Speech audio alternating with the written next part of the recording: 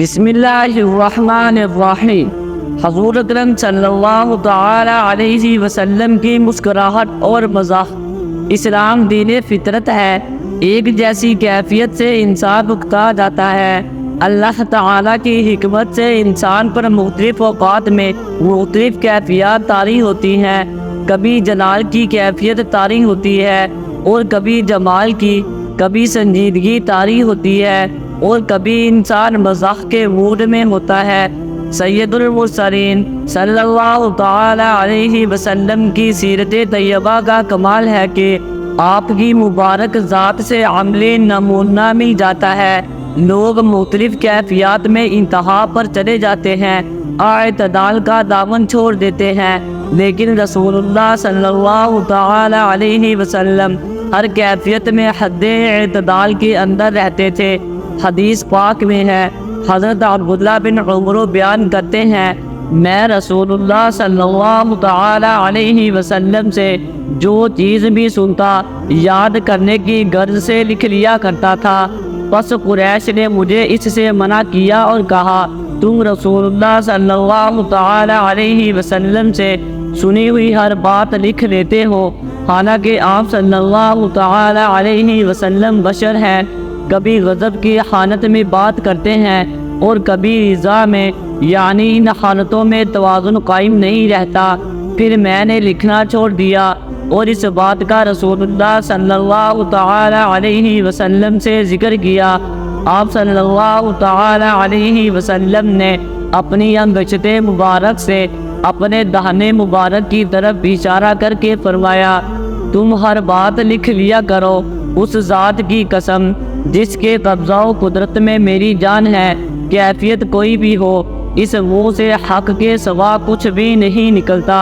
حضرت حسان بن ثابت نے فرمایا، یا رسول اللہ صلی اللہ تعالی علیہ وسلم، آپ سے حسین تر میری آنکھ نے کبھی دیکھا نہیں، آپ سے بڑھ کر صاحب جمال کسی ماں نے جنا نہیں، آپ کو ہر عیب سے پاک پیدا کیا گیا ہے، گویا آپ کو آپ کے حسب منشا بنایا گیا۔ حدیث پاک میں ہے، صحابہ نے عرض کیا، یا رسول اللہ، آپ ہمارے ساتھ خوش طبعی فرماتے ہیں؟ آپ صلی اللہ تعالی علیہ وسلم نے فرمایا، ہاں، لیکن میں اس خوش طبعی میں صرف حق بات کہتا ہوں۔ نبی کریم صلی اللہ تعالی علیہ وسلم کو اللہ تعالی نے عالم بشریت میں اکمل و اتم اور بے مثال بنایا ہے۔ آپ صلی اللہ تعالی علیہ وسلم بچوں کے ساتھ بھی دل لگی فرماتے، ان کا دل بہلاتے۔ حضرت انس رضی اللہ تعالی عنہ بیان کرتے ہیں، ایک شخص نے رسول اللہ صلی اللہ تعالی علیہ وسلم سے سواری مانگی تو آپ صلی اللہ تعالی علیہ وسلم نے فرمایا، میں تم کو اونٹنی کے بچے پر سوار کروں گا۔ اس نے عرض کیا، یا رسول اللہ، میں اونٹنی کے بچے کا کیا کروں گا؟ آپ صلی اللہ تعالی علیہ وسلم نے فرمایا، ہر اونٹ اونٹنی کا بچہ ہوتا ہے۔ حسن بصری بیان کرتے ہیں، ایک بوڑھی عورت حضور اکرم صلی اللہ تعالی علیہ وسلم کے پاس آئی اور کہنے لگے، یا رسول اللہ صلی اللہ علیہ وسلم، دعا کیجئے کہ اللہ تعالی مجھے جنت میں داخل کر دے۔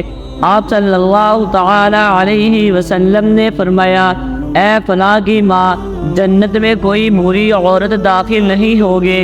وہ عورت روتے ہوئے واپس جانے لگی تو نبی صلی اللہ تعالی علیہ وسلم نے فرمایا، اس کو بتاؤ کہ جنت میں کوئی عورت بڑھاپے کے عالم میں داخل نہیں ہوگی، کیونکہ اللہ تعالی فرماتا ہے، ہم نے ان کی بیویوں کو خصوصیت سے پیدا فرمایا ہے، ہم نے ان کو دو شیزہ بنایا، محبت کرنے والیاں ہم عمر۔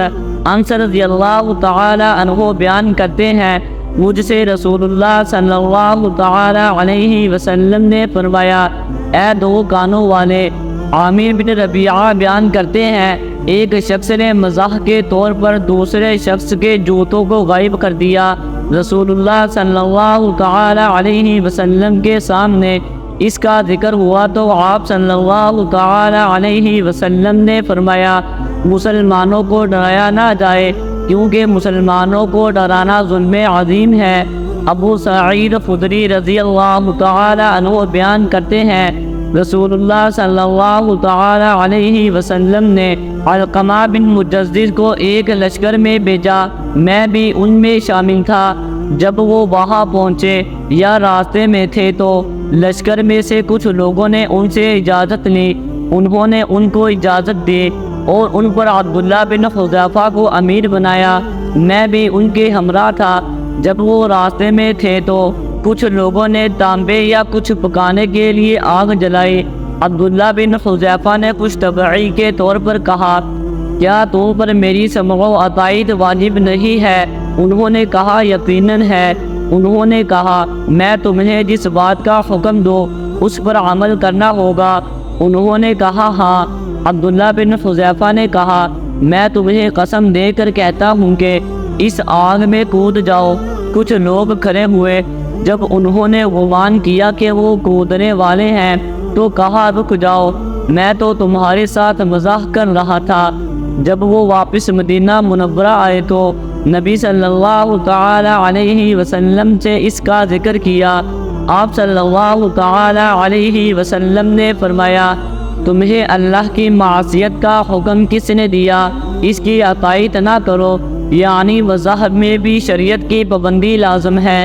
رسول اللہ صلی اللہ تعالی علیہ وسلم نے تعلیم فرمایا کہ مذاق میں بھی کسی کی حق تلفی اور نقصان نہ کیا جائے۔ حدیث پاک میں ہے تم میں سے کوئی شخص اپنے کسی بھائی کا سامان نہ تو مذاق میں لے اور نہ سنجیدگی میں۔ ہمارے اکثر مذاق جھوٹ پر مشتمل ہوتے ہیں۔ نبی صلی اللہ تعالی علیہ وسلم نے سنجیدگی اور مذاق دونوں حالتوں میں جھوٹ کی اجازت نہیں دی۔ آپ صلی اللہ تعالی علیہ وسلم نے فرمایا کوئی بندہ کامل مومن نہیں ہو سکتا جب تک کہ وہ مذاق میں بھی جھوٹ نہ بولے، خواہ اس کا موقف سچا ہو، جھگڑا نہ کرے۔ رسول اللہ صلی اللہ تعالی علیہ وسلم نے 3 مرتبہ فرمایا جو لوگوں کو ہنسانے کے لیے جھوٹی بات کرتا ہے اس پر افسوس ہے، جبکہ ہمارے ہاں سال میں ایک دن لوگوں کو بے وقوف بنانے کا دن منایا جاتا ہے، اور ظاہر ہے کہ یہ مکروہ کام جھوٹ کے بغیر آسان نہیں ہوتا۔ عوف بن مالک بیان کرتے ہیں میں غزوہ تبوک میں حاضر خدمت ہوا۔ آپ صلی اللہ تعالی علیہ وسلم ایک چمڑے کے خیمے میں تھے، میں نے آپ کو سلام کیا۔ آپ صلی اللہ تعالی علیہ وسلم نے سلام کا جواب دیا اور فرمایا اندر آ جاؤ۔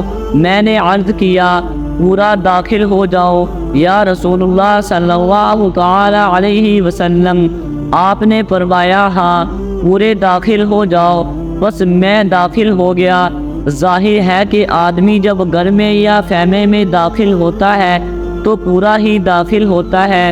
اس سے معلوم ہوتا ہے کہ رسول اللہ صلی اللہ تعالی علیہ وسلم نے ازراہ شفقت ادب کے دائرے میں رہتے ہوئے صحابہ کرام کو بھی مزاح کی اجازت دے رکھے تھے۔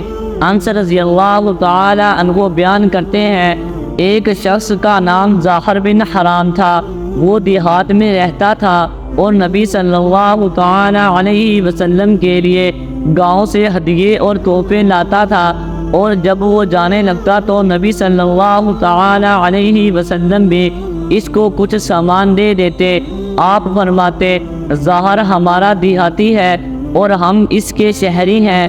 وہ نبی صلی اللہ تعالی علیہ وسلم سے محبت کرتا تھا اور وہ بد شکل تھا۔